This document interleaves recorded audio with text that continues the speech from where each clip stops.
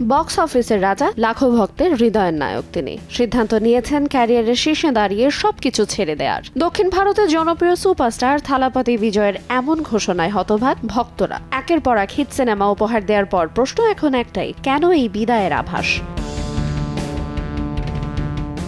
নিজের আসন্ন সিনেমা জননায়কগণ এরপর অভিনয় জীবন থেকে সরে দাঁড়িয়ে পুরোপুরি রাজনীতিতে নাম লেখানোর সিদ্ধান্ত নিয়েছেন বিজয়। আর ঠিক এই সিদ্ধান্তের পেছনের কারণ এবার সামনে আনলেন তার ঘনিষ্ঠ বন্ধু ও অভিনেতা শাম। কেন এটা শেষ ছবি? শামের এমন প্রশ্নের জবাবে বন্ধু বিজয় জানিয়েছিলেন, কিছু করতে চাইলে সেটার উপর পুরো ফোকাস দিতে হবে, তাহলেই সফল হওয়া যায়। তার এই এক বাক্যই যেন বদলে দিয়েছে সব হিসাব। পরিষ্কার লক্ষ্য, অটল সিদ্ধান্ত, এভাবেই জানান দিলেন নিজের নতুন যাত্রার দিকে এগোচ্ছেন তিনি। বিদায়ের আগে ভক্ত অনুসারীদের জন্য শেষ উপহার বিজয়ের। শুধু সিদ্ধান্ত নয়, নিজের শেষ সিনেমাকে ঘিরেও দারুণ আত্মবিশ্বাসী এই তারকা। এমনকি জননায়কগণও মুক্তি পাবে, এটা বিশাল কিছু হবে এবং এই ছবি তামিল সিনেমায় নতুন ইতিহাস করবে বলে উল্লেখ করেন থালাপতি মিত্র শাম।